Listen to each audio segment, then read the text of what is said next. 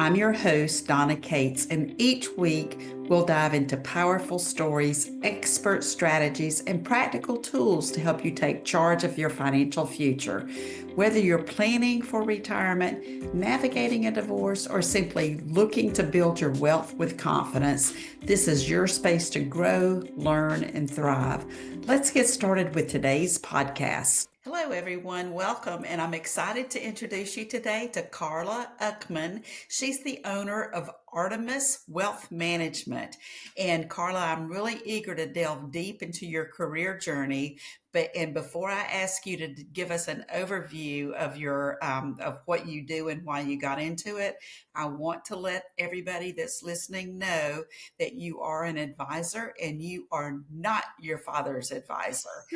I love that. So welcome, Karla, and give us that 90-second overview of what you're doing and why you do it. Yeah, thank you so much for having me. And I appreciate it because when you first reached out to me, I was like, oh my gosh, somebody else in the industry that wants to speak. And I love what you're doing because we need to band together and we need to provide a space for women and other communities. And that's exactly what I do. So I am a founder and wealth planner of Artemis Wealth Management, and I've been doing this for over a decade. And I really focus on working with women and marginalized communities where I'm creating a space for building wealth your way and doing it in a space that you feel safe, you're provided education behind the why, and it's all for, the way that you want to build wealth in the future, whether that's for yourself, for other people in your family, or just generations, and you have a side of gifting and philanthropy. So that's what I do, and I really just want to make sure that we have safe spaces to build wealth and do it our own way. I love everything about that, and this is the thing is I think that you will appreciate this, I'm sure, and our audience may or may not. But I feel that because we're in such a male-dominated industry, women are a lot of times marginalized as financial advisors, as well as the female clients. So I know Yes. that's an area of passion for you. So can you tell us a little Yeah. bit about that? Yeah. Super passionate about it. And for the audience, you and I know this, but for the audience, 20% of advisors are women. That is a really small number based off of all the women out there that need our help. And when we're looking at the industry, it's still the old boys club. Hmm. And so what they're doing is they're treating women clients the same way that they're treating us as advisors, and the industry has a lot of growing that it still needs to do. I couldn't agree with you more on that. Tell me, I know that's one of the big problems in the industry, but what are you doing specifically to help resolve that? Yeah. So like I shared earlier, I've been in the industry for 12 years. And when I got into the industry, it was kind of by accident. I didn't really want to get into this industry because I didn't have a huge background in finances. I had made a lot of mistakes, and whenever I tried to get help from these advisors, this male dominated, they would make me feel bad. They would ask to speak to my husband. It was just not a great experience. So when I got into the industry, I made it a mission so that I didn't feel the same way, or the way that I felt, other clients didn't feel the same way, and especially the women. And so throughout my journey, I've partnered up with male advisors. This is not a man bashing, by the way. Hmm. There are tons of men out there that are amazing advisors, but in my experience, uh, I was talked down to the same way before I got into the industry, with not knowing what I was doing, or I was better as an assistant, not an actual advisor.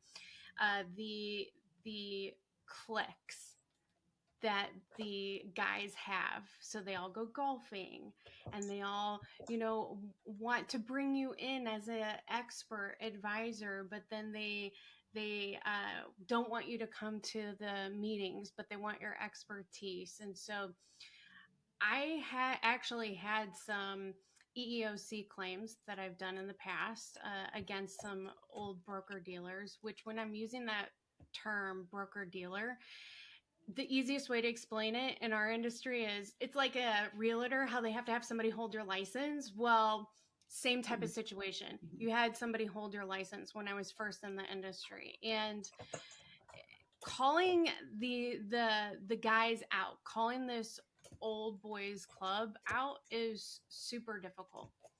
Uh, and you know this. Mhm.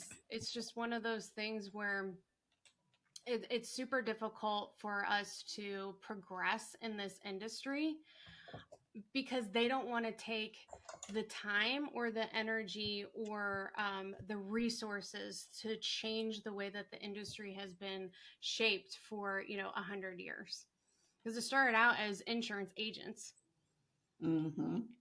and then it progressed. So I have also been on different committees to try to change the environment of what women advisors experience, and it all falls back to holding these huge companies, um, to their feet to the flame, and it's hard. And I will say, I think there's a lot of lip service Hmm. that's given, and this is probably in most industries, not just ours, but there's a lot of lip service to being inclusive and all Hmm. of those things, but it falls short. So I, Oh, absolutely. Mhm. So it's funny. It's very popular right now. If you see all these social media posts about, you should work with women, all these firms want to work with women, and they say, yeah, our firm is built to, address the needs of what women really want when it comes to building wealth. And you and I know, when you pull back the curtain, it's this popular wave that they're riding, and they're not actually doing anything to even help the women that are in the industry to make them feel safe to even build wealth. So it's this facade that they're putting on, that, oh, the industry wants, they just want your money. Really, they're Mhm. not there to fix the actual issues with the industry. And I think it's fair to say too that the reason so many of these businesses are marketing this kind of storytelling that they're sharing, I'm going to call it what it is, I like is it. literally because of the transition of wealth and how much Hmm. more women are inheriting, how much we're Hmm. commanding with income and all of the things. So it's not been important to them until now, while we've got this big shift with the baby boomers and Hmm. all of the money that's flowing to Hmm. more women, right? Yeah, absolutely. You and I see it every day. And that's one of the things that I share with the public in general, and especially women. Don't go down this rabbit hole of, I'm going to work with a certain firm because they've, marketed really well to, they understand women. I think it's really important for women to work with other women. And there are women in this industry, like yourself and like myself, that you will find will mesh with you Mhm. and will listen to you. And we're the ones that, are here trying to change the industry, and we want you to build wealth. Absolutely. And I have to say the one key word that you said was listen to you, because I can't tell you, and I'm sure you've had the same experience, how many women I talk to who say, well, he just talked down to me, or he didn't even Hmm. look at me. He was talking to my husband the whole time. Hmm. All of those, when I say it, it sounds like something my grandma should be saying, not Hmm. me or you, right? Yeah. But it's still the way it is. So Hmm. interesting, and that's the thing. I'm going to share this with you. It is a bit personal, but I feel like it's a good share. So I left the corporate broker dealer world later in my career, wishing I'd done it years ago. But now that I'm here, I'm going, oh my gosh, why didn't I do this earlier? But now I'm working with a 100% female run organization. And that's by design. I can't say that we'll always be that way, but right now we are. We're all women, and we all have such a passion for changing the industry.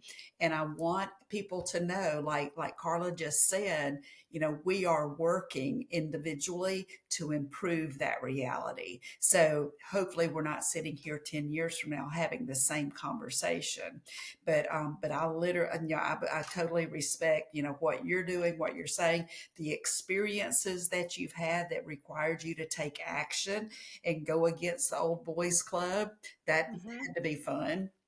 Oh, yeah, that so I knew six different women at the same time all over the country that filed EEOC claims around the same time that I did. Mm, And a few of them had settlements, and I had to drop mine. And when you're going through harassment cases and things like that, it is draining, and they really pull the process along so that you drop it or you go to a civil case, and you do not want to go to civil. And so I decided it wasn't worth it anymore. It was just too difficult, too emotional as well. And the problem is that in our industry, everybody knows each other. It's very small. yes. And our licenses too. So if our broker dealer gets a little angry at us, they can make it really difficult for us to change broker dealers or go on our own. And they could say, uh, they took clients even though we didn't, and just make it very difficult on us changing and leaving. And so speaking up in the industry is super difficult, and there's a lot of repercussions that happen, and no one talks about it because it's the financial world and they can hide it. Mm, mm. I'm so glad that we're speaking freely about this today, and hopefully it'll make an impact. So women, we have to speak our truth and let folks know what's going on. I totally believe that. Yeah. Well, I would love for you to talk to us, Karla, about the work that you're doing and how it's unique in how you're helping people, unique from the good old boys club. Yes. Well, that's also why my tagline is I'm not your father's advisor. And like you mentioned earlier, it's the listening part, so that's the first piece. I always say money is emotional, and we have to address those emotions behind money.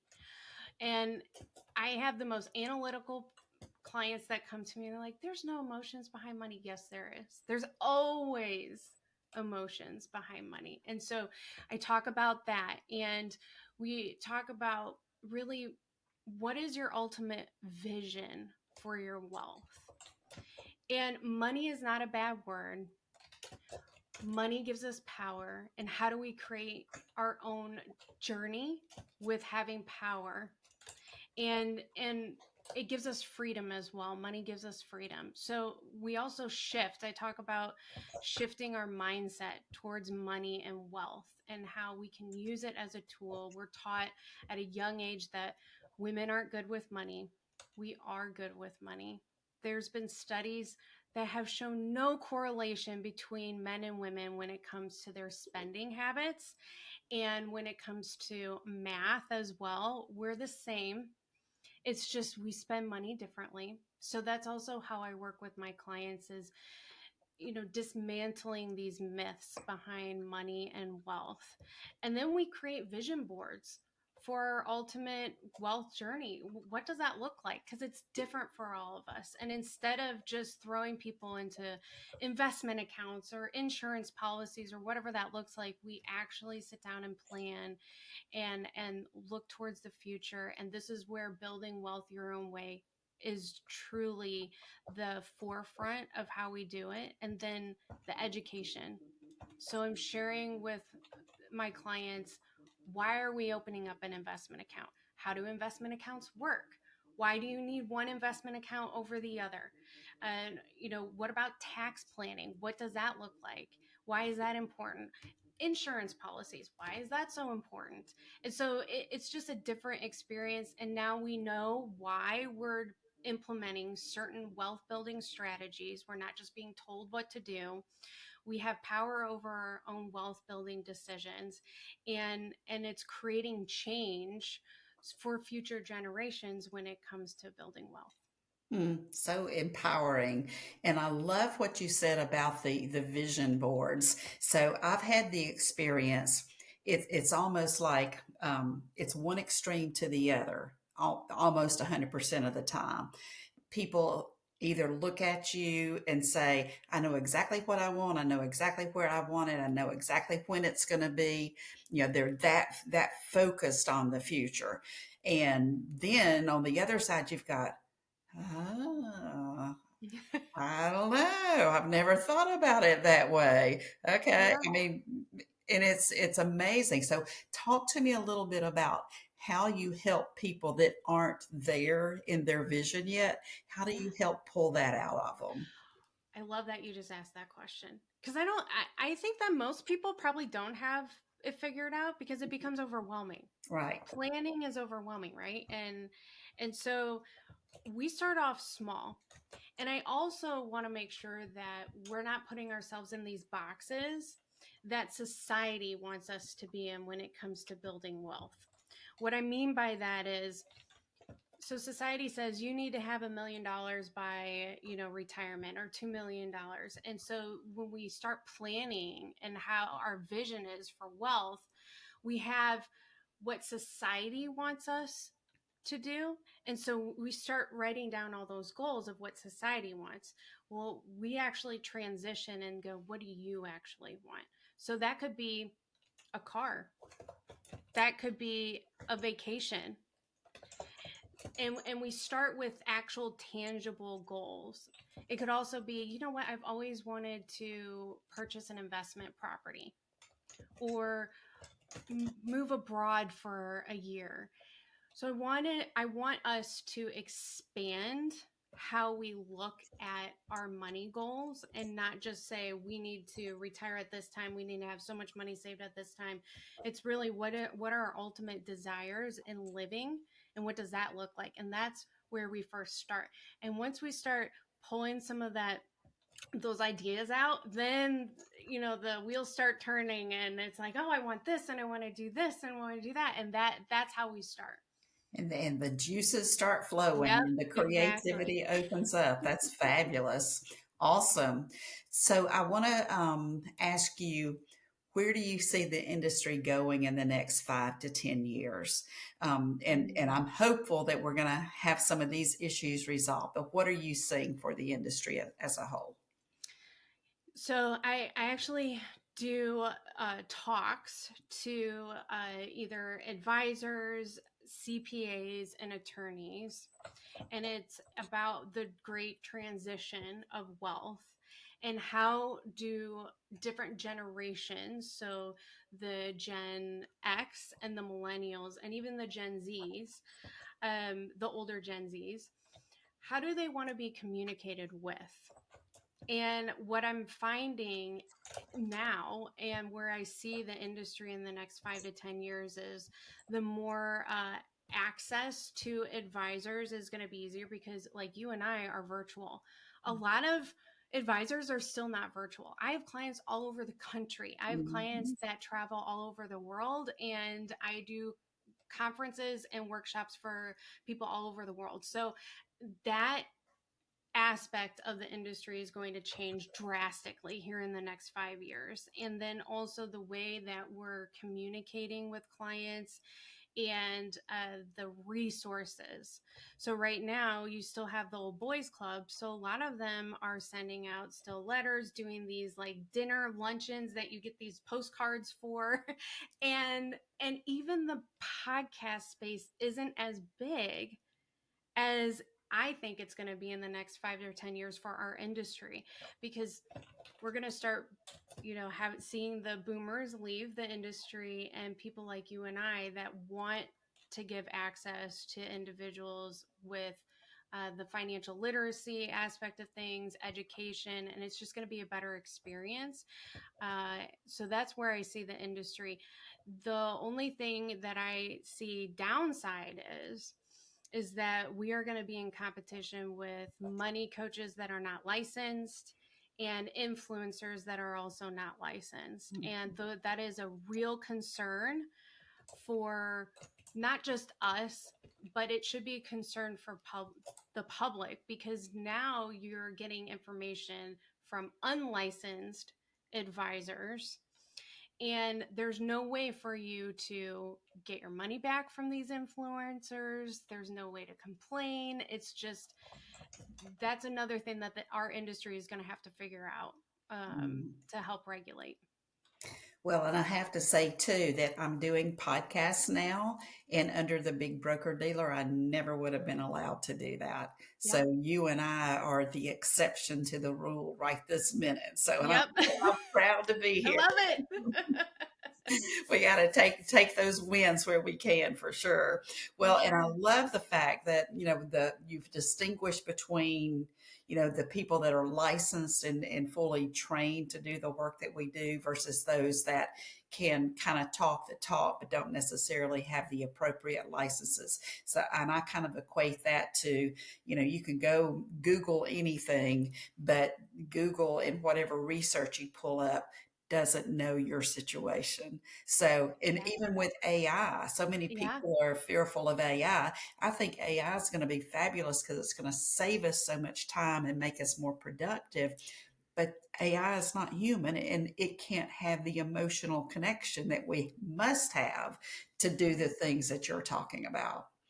Absolutely. Yeah, the AI portion, I agree with you. It is going to be amazing for a lot of industries. I think for our industry, um, we utilize special software that is not available to the public. AI is not going to have access to it because it is so complicated with financial planning software that it cannot be accessed by the public. It cannot. And so we have to be licensed in order to have it. And that's where working with a licensed financial advisor is so important, because we'll be able to look at things differently than what AI can, or your neighbor's cousin's brother that has a TikTok page that loves to give money tips. And there's some really good influencers out there, but just be aware that just because their voices are louder doesn't mean that they know what they're talking about. Mhm. And I agree. And I kind of couch it as it's wonderful to be curious, but to also be skeptical. All Absolutely. right. Yeah, I love Yep. that too. I So, love that. so I would love to shift gears just a bit and ask you, what is the biggest challenge that you faced to this point in your life, whether that's personal or professional, and how has that shaped the way you're doing business today? Hmm. Okay, so great question. I love that. Ooh. Okay. Um, so I'm married. I got married super young, and I have a daughter, and I had her super young. And having this journey of being an entrepreneur, because we're entrepreneurs, has really shaped me into something that I had no idea I was capable of doing. And what I mean by that is, um, balancing motherhood and balancing entrepreneurship and balancing, all the everyday life things that come at us, and still push also for change in this industry, because you and I are pushing for change in this industry. And uh, being in this industry has created this. I've always wanted change ever since I was little, for and being in rooms that were underrepresented. But being in this industry, because women advisors are so underrepresented, has made me even want to serve women even more in other communities when it comes to building wealth. So that's kind of how it's lit the fire under me even more so being in this industry in my journey. That's awesome. Tell me this, if you could have lunch with any human, any person, living or deceased, who would that be and why? Oh, okay. That's really a good question. Oh gosh, there's so many. Mhm. Uh, Eleanor Roosevelt, and why I would want to have lunch with her, lunch, dinner, however long I had, to the doctor. So a lot of people don't realize this, but she actually made more money than her husband. And I like to say her husband because in our world, everybody's like, oh, so and so's wife. Well, I'm going to do the same thing. Her husband, and also she was instrumental in a lot of the things that happened when came to the government. And she was an author. She pushed for rights. She had certain things that were happening to her from the KKK, and there was just so many other things that we don't have time for. But that is why I would want to talk to her and ask her, what she didn't get to finish, so that I could carry it on. Oh, I love that. And I know that she would be delighted to have that conversation and have you carry the torch. Yeah, thank you. Yeah, That's awesome. she was an amazing woman. Well, tell us this. I'm sure people are intrigued to learn more about you. So, how can they reach out to you if they want to learn more about you and possibly work with you? Yeah, well, you can visit my website at artemiswealth.net. I'm also on LinkedIn at Karla Ukman, and then I have my Facebook page of Artemis Wealth Management, and you can send me an email. My email address is on those pages. You can also send me a DM, and on my website, you can schedule a time for us to chat. Okay, awesome. Well, thank you so much for being a guest today. I appreciate you. Thank you so much for having me. I appreciate you. I love what you're doing. And thank you again for asking a fellow advisor to be on your podcast. Thank you. You're welcome. I hope today's conversation left you feeling inspired, informed, and ready to take the next step in your financial journey. Remember, building wealth isn't just about money, it's also about creating a life that aligns with your goals and values. If you found this episode valuable, please subscribe, leave a review, and share it with the women in your life who deserve financial empowerment too. Until next time, stay confident, stay empowered, and keep building the life you desire.